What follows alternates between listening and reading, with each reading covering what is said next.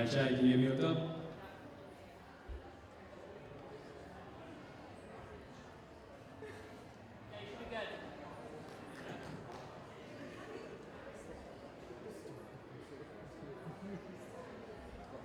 There he goes. So, that was pretty interesting right there. Thank you all for coming to Indie Galactic Space Jam 2018. It's been 5 years in the making. Every single year we do something brand new, something ridiculous, something crazy. And this year we decided with a dance number with all the different space organizations that are out there. So, as you know, things are getting a lot more heated in the space industry. And all of those agencies will have their own astronaut outfits and they'll probably be dancing in space. So, that's what happened. So thank you again all for coming. This is our 5th year.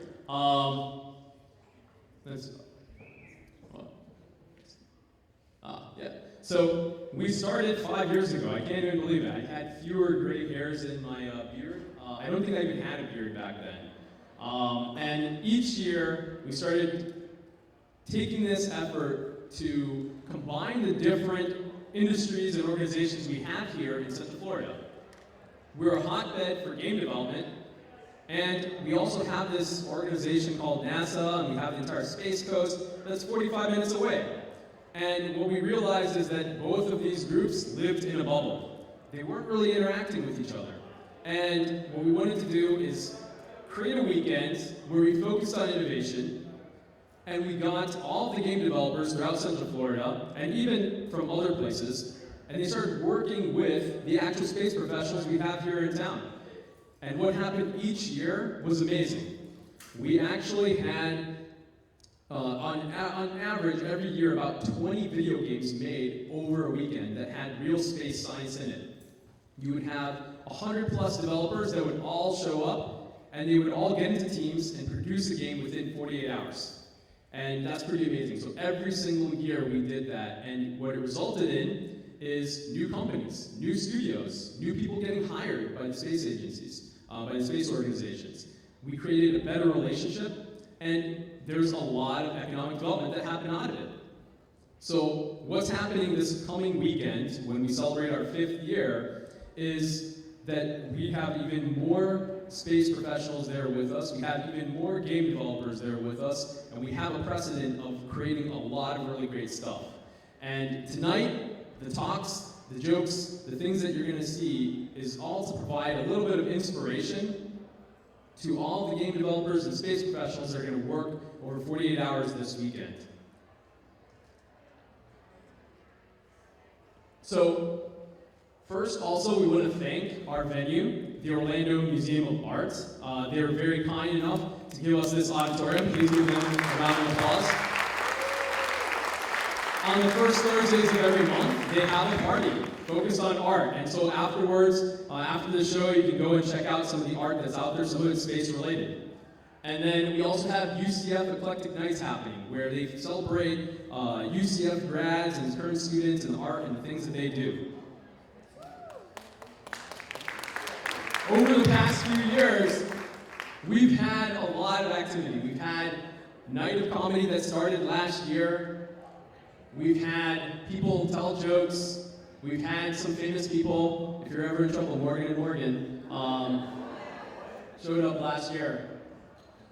But, you know, every year something interesting happens, and this year is not going to be any different.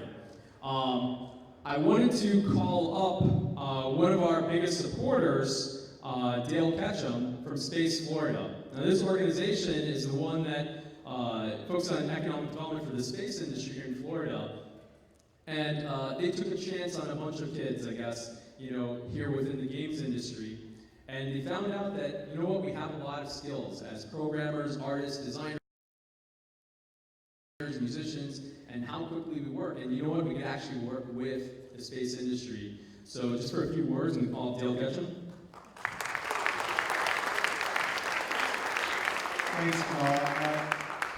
I know you guys want to get to more entertaining stuff than some guy from a state agency talking, but we did want to bring up the fact that this is the 4th year that Space Florida is offering $5,000 worth of prize money to the best it doesn't all usually go to one game developer, although if somebody blows our socks off, that may happen, but we're focused on what you guys are doing here is essential and an integral part to the development of the intellectual capital of the state of Florida to grow the technology of space, of healthcare, of all the industries that we're responsible or at least have an interest in growing because it's all integrated. So Space Florida is happy to provide a financial incentive to those who are really interested in developing commercial technologies that could pay off as a result of just having fun. At the end of the day, that's what happens here is people are having fun doing what they have a passion about. So if Space Florida can help in incentivizing that, we're glad to do it. And we very much appreciate what Kunal and Chad and Jack and the rest of the crew have done. So keep it up. Thanks, Phil. So yeah, each year there's always a survivor's photo. You have a large group of people that are working over a weekend to make things happen. And also if things don't get posted online, it didn't really happen. So you notice that hashtag IndieGalactic. So if you take any pictures, make sure you post it and use that hashtag as well.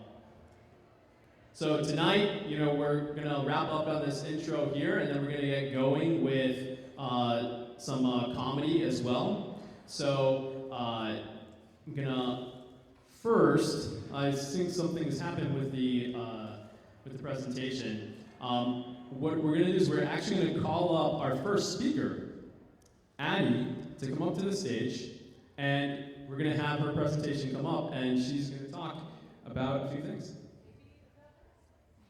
Yeah, maybe. We'll change things up here.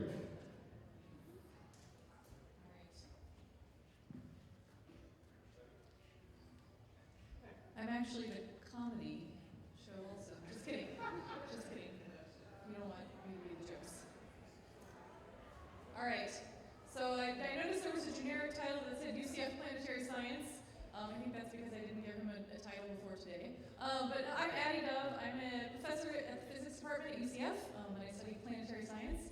So that's why the title was UCF Planetary Science. However, I will not be talking to you today about everything in UCF Planetary Science because I only have about 10 minutes, 15 minutes. So instead, I'm going to talk to you about a much smaller subject than planetary science, and that's gravity, which is the original Space Force. So that's probably debatable. I mean, there are like several different forces that came to be at the Big Bang. Gravity is one of them, right? So it's maybe debatable if it's the original Space Force, but it's pretty important. So I thought we'd talk about that today. Okay, so let's get started. So I am a physicist and a planetary scientist. So I'm going to show you all equations and only figures and equations the whole talk today. I'm just kidding. We'll start off with some pretty pictures, right? I do have an equation, don't worry. Okay, so my slides got cut off a little bit, but this is supposed to say gravity's effects in space. It just got cut off by a space figure, so I guess it works. So why am I talking to you today about gravity? Well, they asked me to come and talk, and I was like, well, okay, I can talk about a lot of different planetary science things. One of the things that really interests me, and that I try to do all the time, is counteract gravity, and I'll tell you a little bit about that in a second. But so I decided, let's talk about a little bit about gravity. You guys are here this weekend, maybe thinking about space and space apps and space games and things like that, right? And gravity should play a role in a lot of what you do. And maybe we don't think about it as much because it's just here every day, but what role does it play in space, and how can we think about it a little bit more, and what cool things can we maybe do with it? So I just threw up some pictures here of gravity's role in space. So gravity, pretty important. It has to do with pretty much everything we think about. So gravity helps galaxies form. This picture up here, maybe this will have a laser. Yes, okay. So we have Space Force and lasers, it's perfect. So here we have gravity, probably helps form these two galaxies. It's also, we see gravity is interacting. These two galaxies are interacting due to gravity. Here we just have a star formation region, and gravity helps stars form. We also have this here, which is close to my research and pretty interesting to me. And this disk is spinning around a star because of gravity. Planets that form, is there like some weird feedback thing? Or am I imagining it? Okay. Planets that form because of gravity, but also stars form, the disks form around the star due to gravity. So, all right, I promised there'd be an equation, so here we go. Let's get it out of the way. So here is an equation, but I put it in fun colors, and it's one of the most basic equations we have in physics. So, this is Newton's theory of gravity. Why am I going to talk at length about this and spend the rest of my talk on this slide? Because it's important. I'm not going to spend the rest of my talk on the slide, but I probably could, right? I've taught entire classes about just this equation before. So this is Newton's theory of gravity. It turns out gravity is really complicated, and figuring out what it is and how to explain it has taken physicists and scientists a really long time, and we still don't really know exactly how to fully describe it. But one of the ways we describe it is Newton's theory, which is that the force of gravity is given to us by a constant, we like our constants in physics, times the mass of two different objects, divided by the distance away from the primary object. So we'll look at that here in a second, and what it has to do with some different things.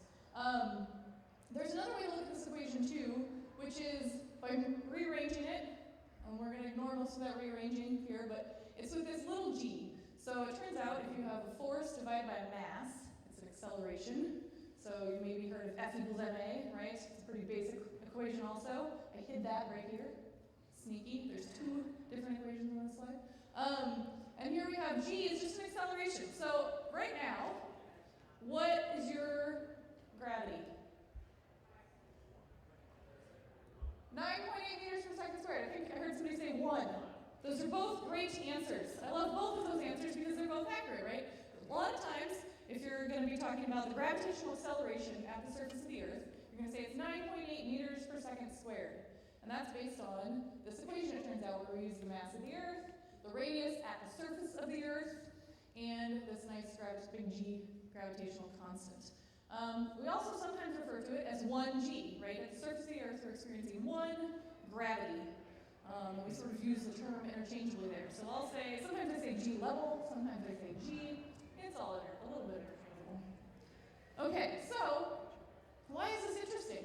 Well, here on Earth, right, we're used to walking around, and that's pretty great. Most of the time, our feet stay on the ground, and we can walk around, or we can go up and down stairs, or we can drive, we can do all these different things. Because of gravity, it turns out that there's this force between me, I'm M2 in this situation, mass 2, right, and this Earth thing right below me, and we are experiencing a force on each other.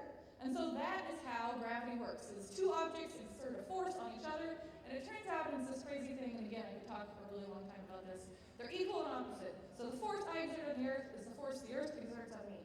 Turns out the Earth is a little bit bigger than me, and so if I jump and come back down, right, the Earth is also moving with response to me, but it's hard to tell because it's way bigger.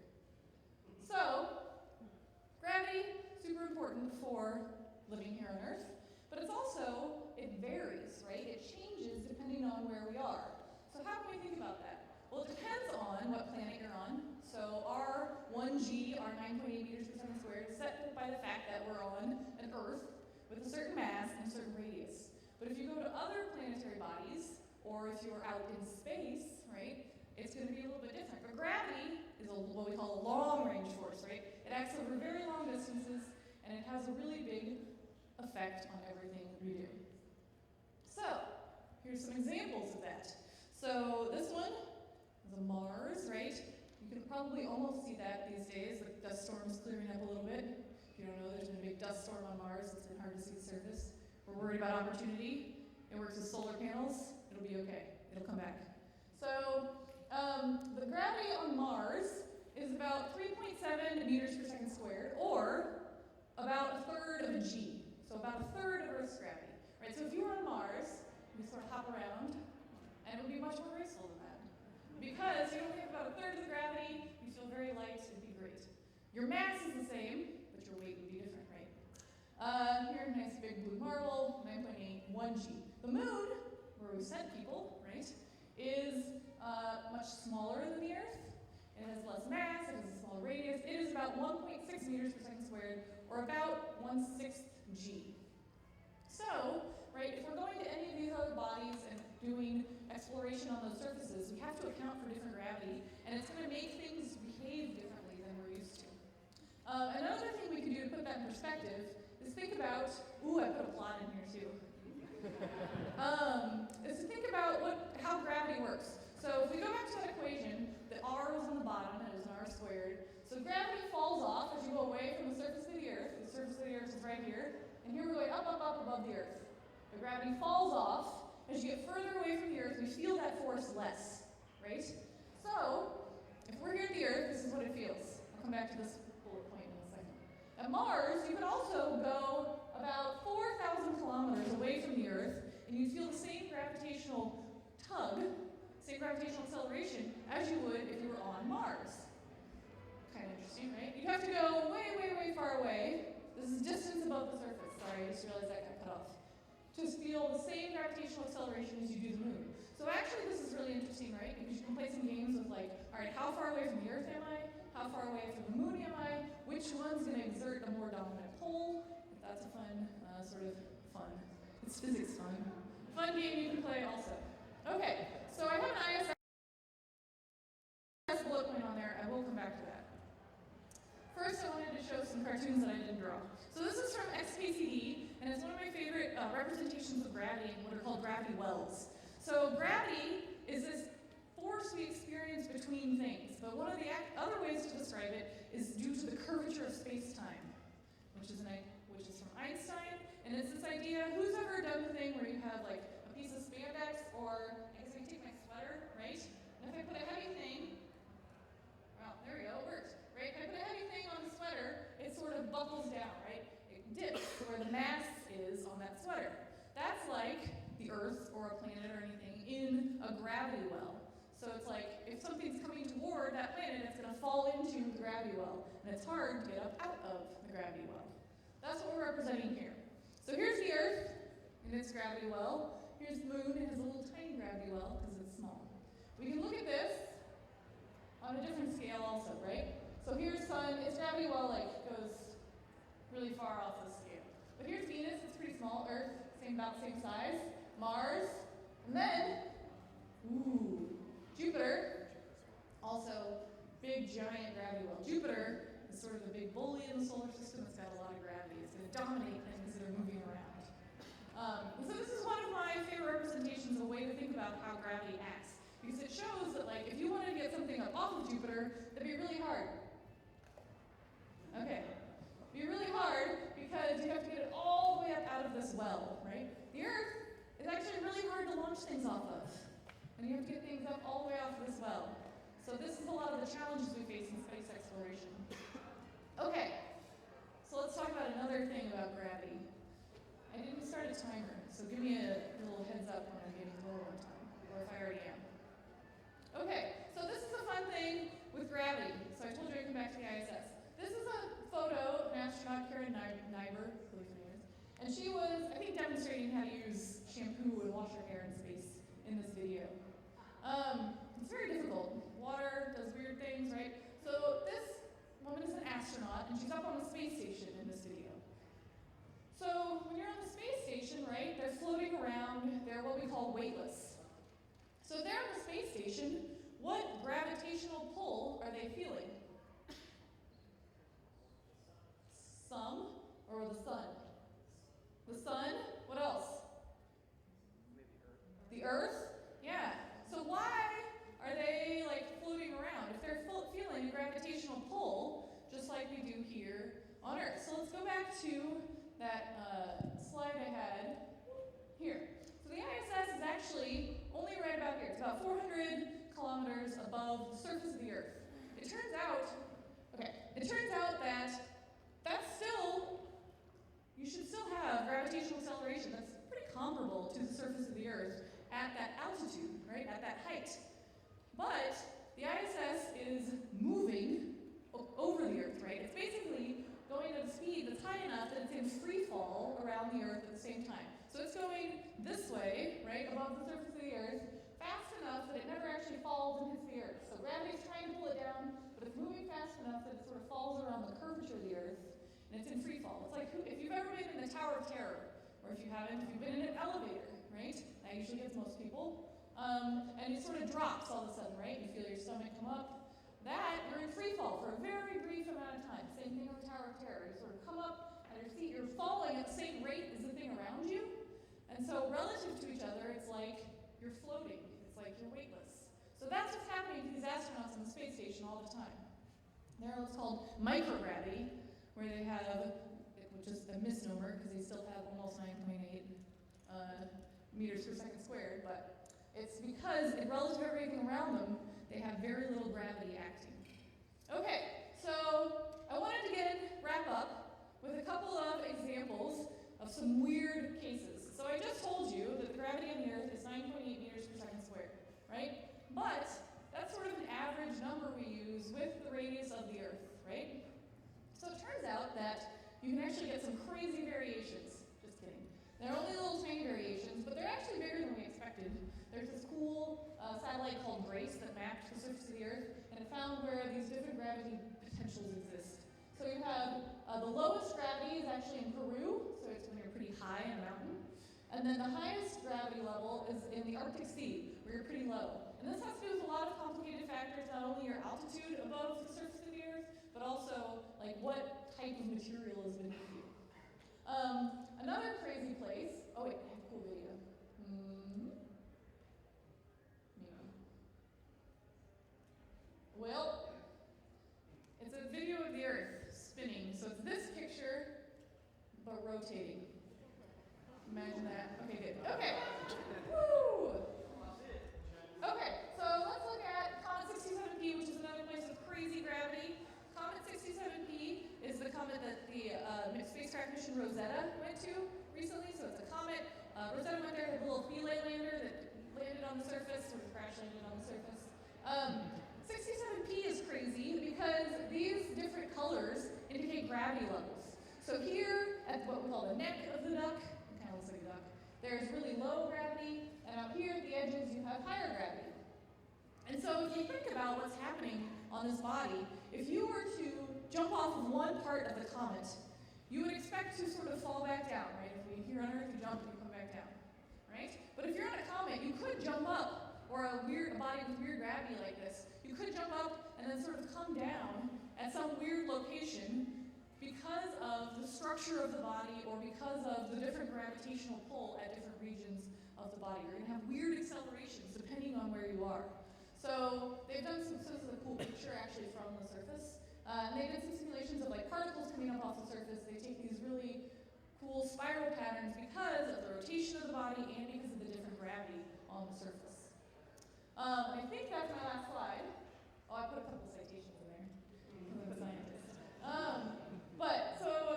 So what I want you to think about when you're doing these games maps is if you're using things on different planets or different places in space, think about how gravity might have some cool effect and do something that like is actually physically accurate, but you might not expect if you're just thinking about what might happen in space. And now I think there are jokes. Next up, we have Brandon Byrne. Which, if you guys listen to WMFE, you may recognize the voice you're about to hear. And unfortunately, this is what I look like, so I'm sorry. I'm not funny. I'm a science writer, much like Kasha, but I'm a science writer for a public-supported, non-for-profit, member-supported public radio station, which means Kasha, I will be giving you my resume for that federal job if you guys are hiring. Just kidding. All right. See, not funny. Told you. So my name is Brandon Byrne. When I was asked to do this talk, I said, you know, I'm not a programmer, I'm not a developer, I'm not funny, I don't know what I can offer. But I am a storyteller. And my job is to tell a story of space exploration. And I've learned some things over the years. So hopefully you guys can learn a few things about what I do for a living. So my name's Brendan. I'm a space nerd, amateur astronaut, and reporter in that order. Here I am. This is the only qualification I had for this job. This is me at space camp in 5th grade with my dad there. And my plan was to become an astronaut in 5th grade. And then I got to middle and high school and got to Algebra 2 and realized I would never be an astronaut because math is not my strong suit. So I became a writer, much like most people who fail hard sciences. It's been really great because I got to do really cool stuff. I've been to the stratosphere in Sofia, that's NASA's observatory there, and I got to sit on a replicated space toilet. So, yep, my mom paid for that tuition. As a space reporter, or as a reporter, let's start there first. As a reporter, the first time I ever got to report on space was for this mission. This happened in December of 2014. This is EFT-1. Anybody familiar with EFT-1? I know Dale is. We've got, what is EFT-1? You in the NASA shirt right there. First flight test for Orion. That's right. It was really cool. So basically, NASA is coming up with a new deep space capsule called Orion, and this was the first flight test of one of those capsules. They sent on this really highly elliptical orbit and brought it back just to test some cool things, and went up on a Delta IV Heavy, which is the coolest rocket at the time, and it was super neat. I want you all to think back to 2014, and we're covering this. It's the first time we've covered space in a long time, because the shuttle retired in 2011.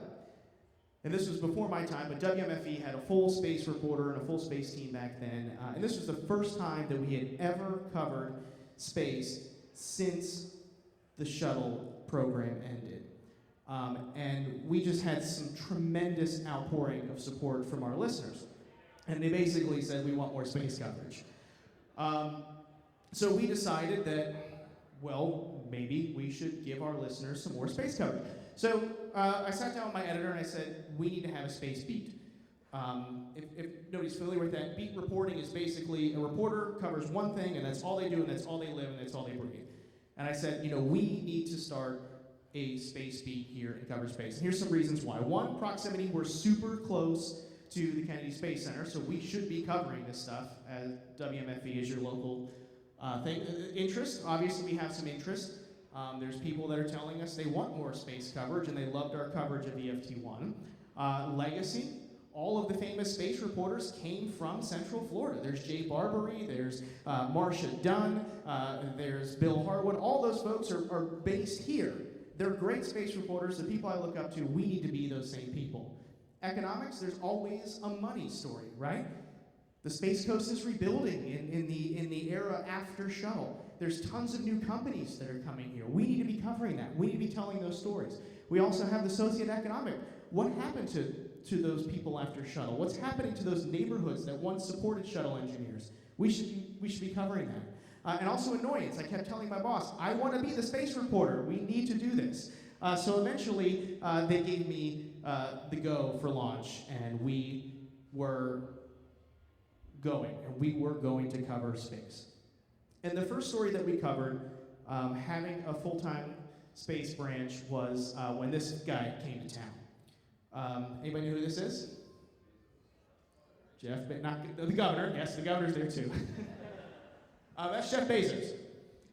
In 2015, Jeff Bezos made the announcement that he was bringing his company, Blue Origin, not Amazon, Blue Origin, to the Space Coast. And he was going to use an old pad at Cape Canaveral, and he was going to build and launch his rockets right here on Florida's Space Coast. So they sent me out, a green reporter.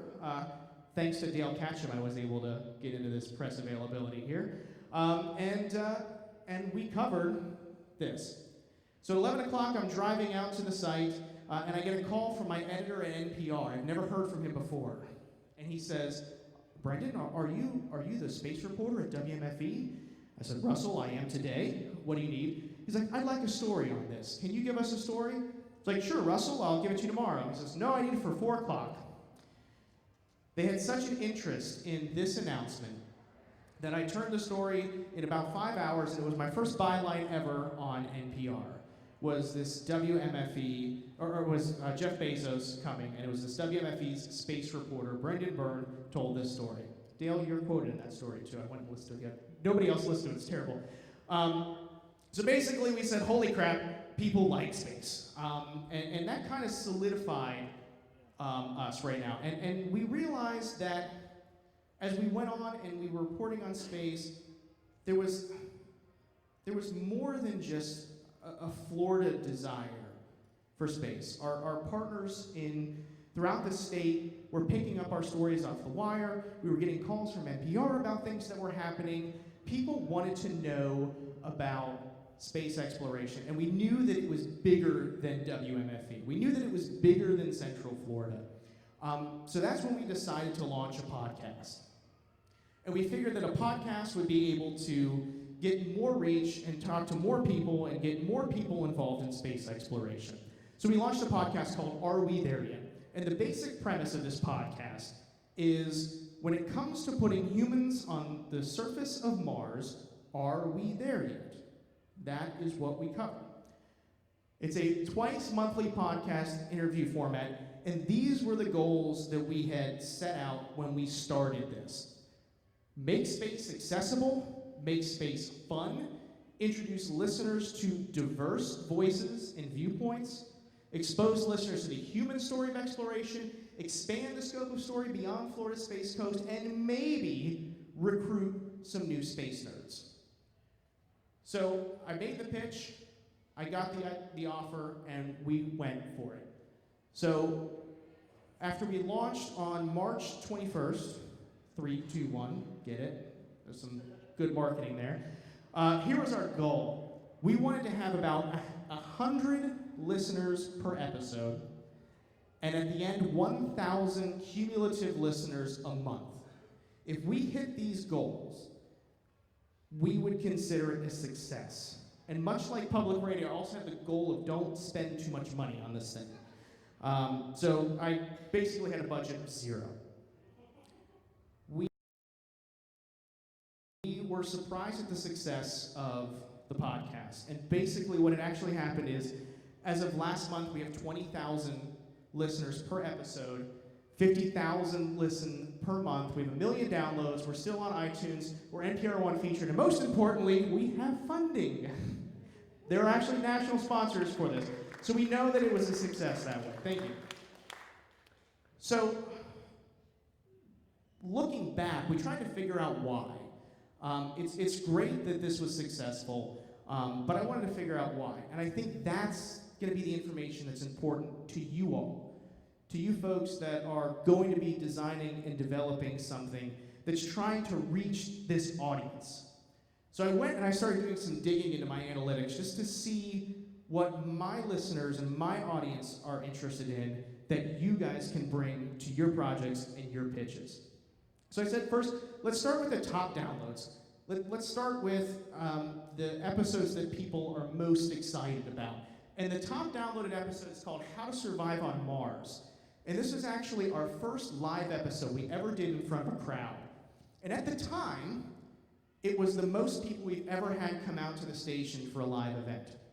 And basically, it was a panel of experts. They're mostly scientists. We talked about growing food on Mars, turning waste into fuel, and big questions about how do we actually survive on the surface of Mars. The second downloaded episode is one called Humans to Mars. And it was a conversation with a planetary scientist turned consultant, and she went to the Humans to Mars Summit, and we talked about challenges of living on Mars. And then also to Bennu and back, it was a conversation with Dante Loretta. Anyone familiar with the OSIRIS-REx mission? Dale is, we got Canels there. Basically, we're sending a spacecraft to the surface of an asteroid. It's going to hang out there for a bit. It's going to get really close to the surface of the asteroid, blow a little bit of air, and collect all the dust that comes off it. It's going to bring that dust back. And scientists are hoping to figure out basically how planets formed from this. So it's really cool. So that was a really great episode. Some of the fan favorites that we've had are a conversation with Andy Aldrin. We talked about a guy about shitting in space. And then we talked about the Orion space capsule coming together. So those are some really fun things. So what did we learn about all of that? Well, we learned, one, our audience is much smarter than we thought. We thought that we were going to have to dumb down every episode, but no. People know about space, and if they don't know about space, they'll go ahead and look it up and figure it out so they can join the conversation. Our audience was much smarter than we thought.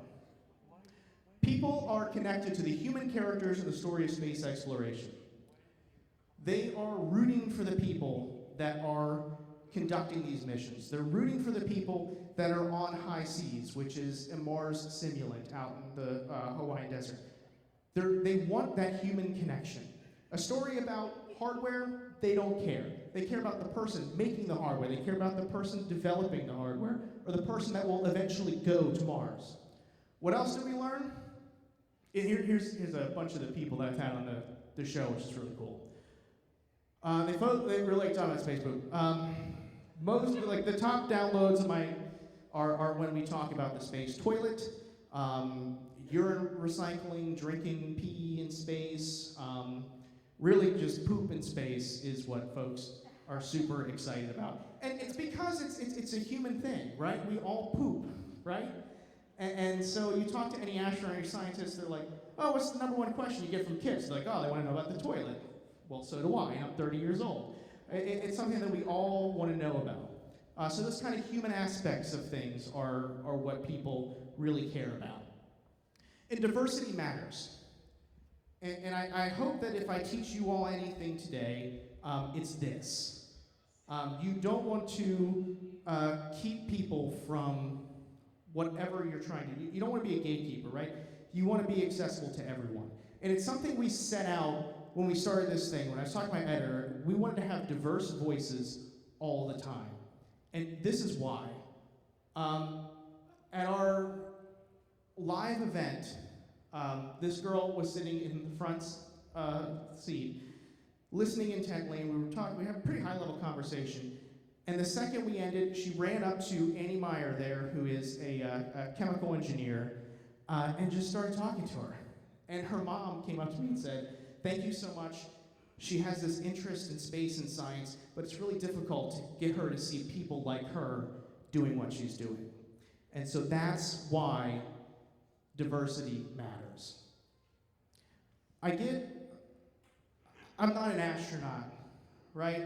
And I really wanted to be one. And I'm kind of upset that I'm not. And I spoke with an astronaut about this, which is a really cool thing about my job. I spoke with astronaut Nicole Stott about this, and she said, don't be discouraged that you're not doing this kind of work. You're telling the story of people that are doing this kind of work to inspire the next generation of people to do this kind of work. There's an important role for storytellers, there's an important role for recruiters, there's an important role for all of us in here who are not astronauts, who are not scientists. Addie, you are, but for the rest of us, there's a very important role for us to tell this story. And we have to keep that in mind when we move forward. So here's some of my advice when you're thinking about your pitches and you're thinking about your story. Define your audience, but be ready for surprises. Be ready for that 10-year-old little girl to want to play that game. Be ready for anybody that's not involved in space to want to jump on and have fun. Find the human connection in every story. As a journalist, that's what we do all the time. That's something that you need to find when you're defining your story and you're figuring out what you're doing. Present diverse voices and ideas. I don't think I can give this to you enough. Make the effort. Do it. Go out of your way to get those diverse voices and those diverse viewpoints and bring them to whatever you're doing. Try to reach an audience that wouldn't normally enjoy space or science. I know that I would have been discouraged if I didn't find an avenue to do this kind of thing. You need to find the discouraged Brendans and bring them into whatever you're doing and get them involved in space and exploration. And always remember, we're inherently curious explorers. We need to figure out things. We need to solve puzzles. Don't make it easy for us. That's what we want to do. And lastly, make it fun. So with that, I wish you all Godspeed and good luck. And I cannot wait to see the products that come out from this weekend. I will be watching. So best of luck to you all. Thank you. Brandon, thank you so much. Our last speaker of the evening, please give a round of applause to Derek Demeter from the Mule Bueller Planetarium. All right, thank you, Kunal. How you guys doing tonight? You probably heard that 1,000 times, right? Okay. Don't worry, you got to deal with one more speaker, and then you can go. All right, so I'll make this quick. So if you remember from the original announcement, I was supposed to do top 10 things that are crazy in space. Well, unfortunately, that presentation fell into a black hole, and I decided, instead of redoing the whole thing, to put together a presentation I did about science of space travel. Now, we have some of the members in our audience have probably seen this probably 6 or 7 times, so I apologize, Juan. But I think that this particular talk will go well with what you all are working on with space games this weekend, because when you're dealing with space flight, what is the actual science? What is the process at which we actually travel to space? What are some of the technologies that we're implementing or will implement in the future?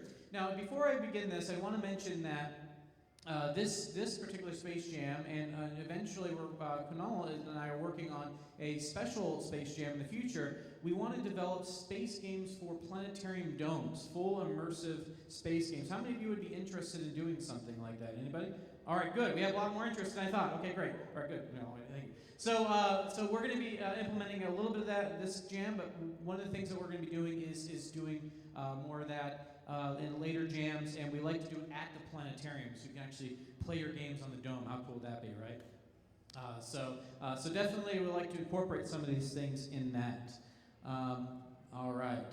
So, by the way, the Mobile Planetarium is at Seminole State College up in Sanford, just right up the street. And we do shows on Friday and Saturday nights. So if you are interested, you can come on out and learn about all kinds of interesting things about space. So space travel, let's talk a little about the past. So we're going to Brendan is our space exploration journalist, talking about the history of space in a lot of his podcasts. Let's talk a little about what we've been doing in terms of space travel. So, of course, does anybody know who this is? Yuri Gagarin, yes, of course, 1961. First first human to orbit the Earth, or to go into space. And of course, Yuri's night, as you know, is kind of a special night. I think it happens in the middle of April, right? In the middle of April. So, celebrating the first emergence of space flight for human space flight. But of course, eventually, the United States gets in the ball and starts joining in what we call the space race.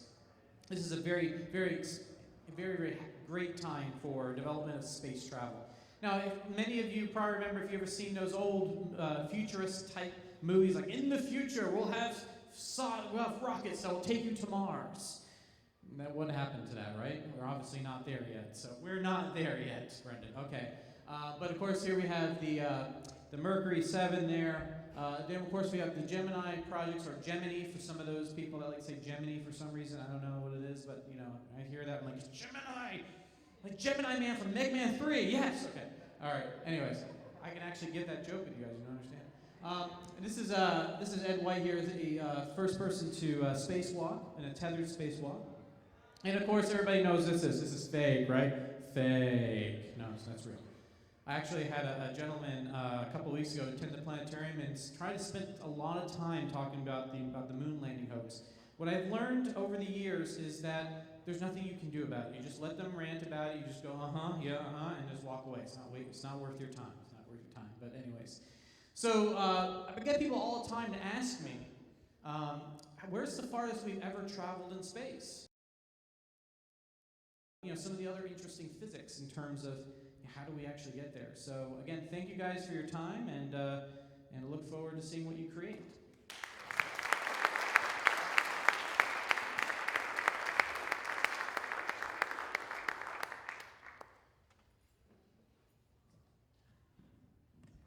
Right. Thanks a lot, guys. We did it. We survived. And I hope all of you that are game developers that are coming tomorrow for the start of Galactic Space Jam, you guys have taken some inspiration and some nuggets of wisdom and maybe a little bit of comedy and bring it into your games for tomorrow. Tomorrow we are having the event starting at 6:30 at the Orlando Science Center. So we'll head on over there. There will be dinner, and we are going to have pitches as we always do, and then team formation. So we look forward to seeing all of you there tomorrow. And then for those of you that are space professionals, we look forward to having you there as well. Act as mentors and advisors. Make sure that these game developers don't go off the rails and are not using real space science. the perfect marriage is between the two. And what comes out of it, we don't really know. But Sunday, hell or high water, you're going to see a ton of space-related video games there. So thank you for coming, and then we'll see you tomorrow night.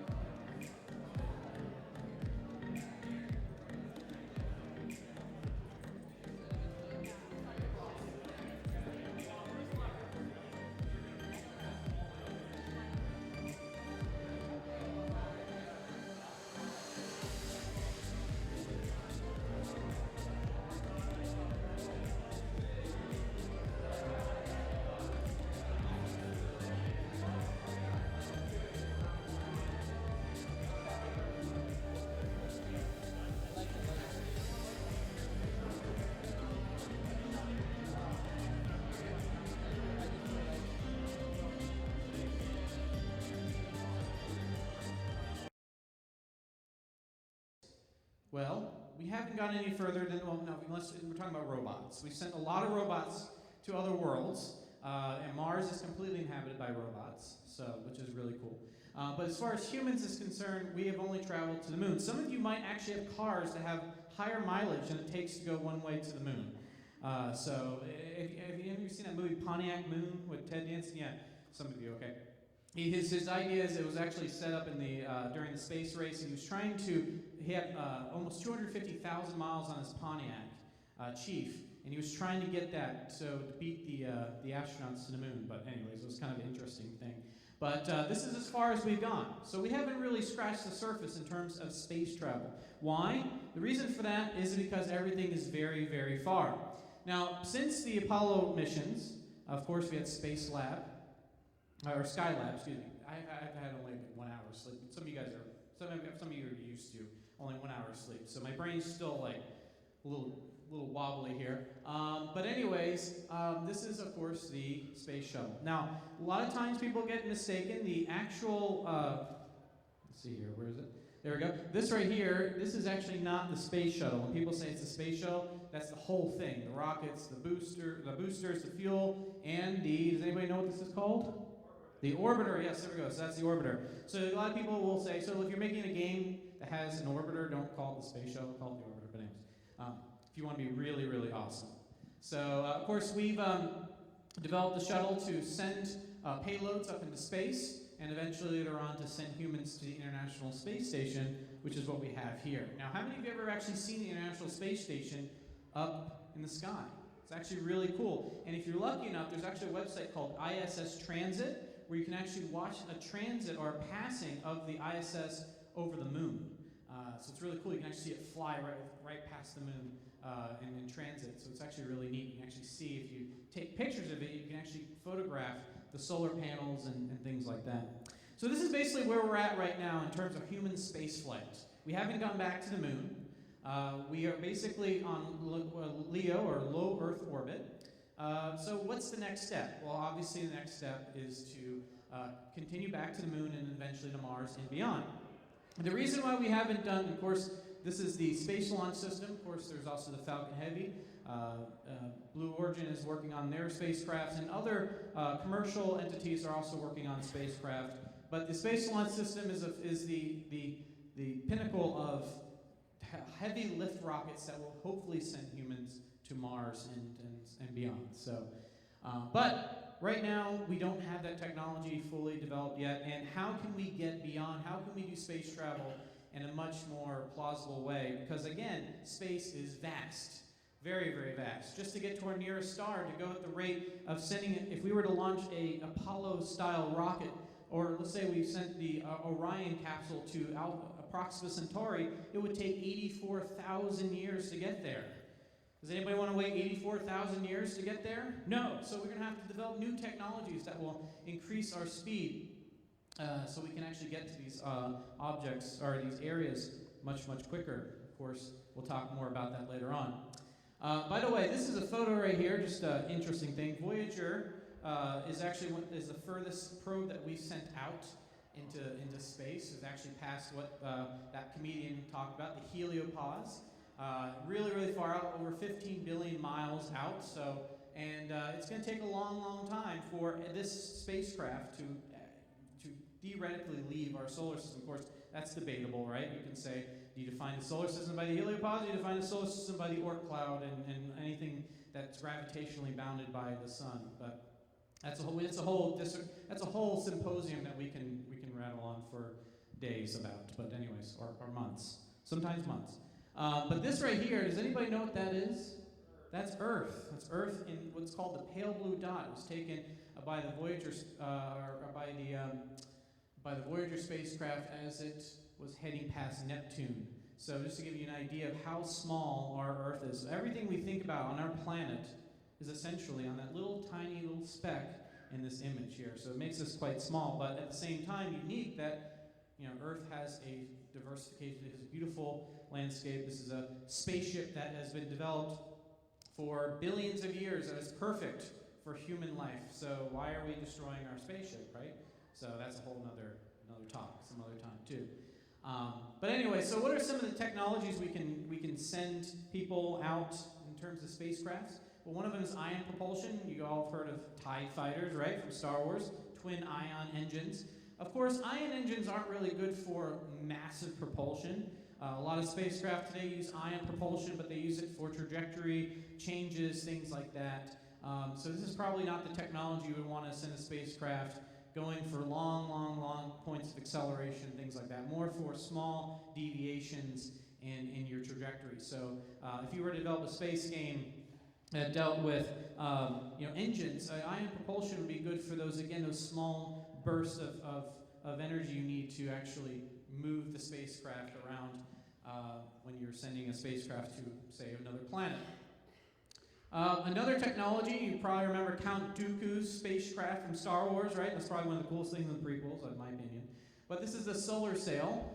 So what you'd use is essentially the solar wind, the pressure of the solar wind to essentially push you out into the outer solar system. Of course, the further away you get from a nearby star, obviously the amount of pressure from that will decrease. So this is really good for close planetary travel. So places like going to Mars, solar sail would work really well with that. But the further away you get from a star, if you're in interstellar space, obviously you won't have that it's just like a sail. The less wind you have, the less pressure you have to push your spacecraft. Of course, Newton's laws, you're going to continue on at that same at the same velocity. Obviously, you'll start losing acceleration, or not losing acceleration, but you won't be gaining acceleration based on the pressure of the solar wind. So you would definitely want to have. This would be more of a close proximity interplanetary mode of transportation. So what's the next next thing you want to do? Well, there's this thing called hydrogen ramjet. Basically what it does is it scoops what's called neutral hydrogen in the interstellar medium, and it basically accelerates the hydrogen, produces alpha particles that essentially propel the spacecraft. So this actually be a great type of spacecraft for long-term propulsion for a spacecraft, because obviously there's hydrogen is the most abundant, basically normal matter that we have. Of course, obviously dark matter is very, very abundant, but as far as hydrogen, it's the most abundant normal matter that we have. So it's all over the place, so we can definitely scoop that hydrogen, use that for our propulsion, and take us out into space. So that's definitely a good one. This one right here, this is another form of a hydrogen ramjet, just uses another technology right there. So you could also store the hydrogen in here as well. So you can, as you're scooping the hydrogen, you can also store the hydrogen to use for later on as well. So this becomes a really nice way of transporting. The other option you can use is antimatter. You can actually use an antimatter engine. This can get you at fractions of the speed of light. So this would be, way in the future in terms of development for spacecraft development on, getting you to another maybe star system or something like that. So this would definitely be good. I have the time here, so I got to keep going. But the problem that we're going to face, though, is that if we keep building technology that gets us faster and faster, we do have a cosmological speed limit, and that, of course, is the speed of what?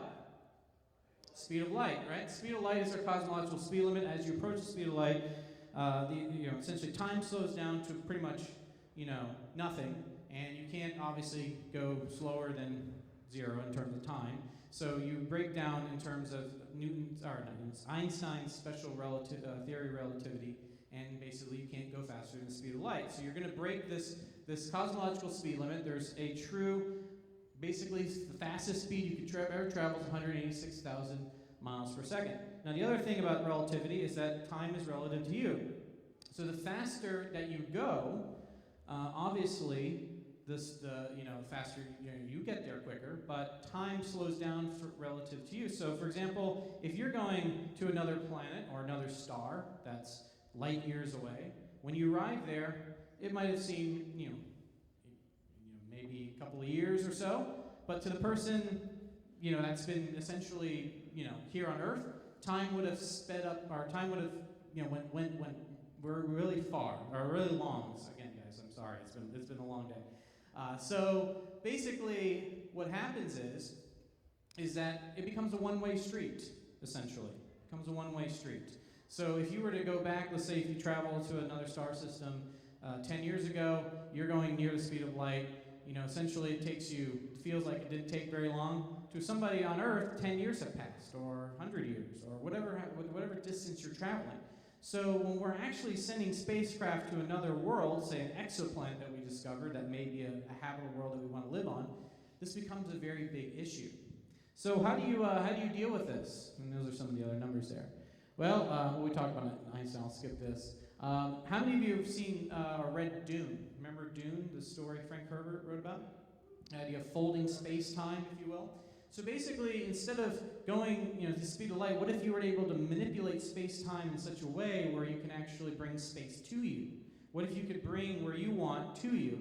And that's essentially what a warp engine drive would do. Essentially, a warp engine would basically distort space-time around you to really essentially make the distance between you and that point of origin smaller. So essentially, you're cheating, if you will, the space travel. So that's technically the ultimate. If we could create an engine like a warp engine like you would see in Star Trek, where you could essentially reduce the distance between the 2 points of space that you want to travel to, that becomes the ultimate key. So that's, of course, obviously the theory behind warp engines is plausible, so whether or not we build them, well, that's another question. So when you're building your stuff this weekend, just keep in mind of the different types of engines, type of devices, how we get there, what's the relativity in regards to traveling to these other worlds, and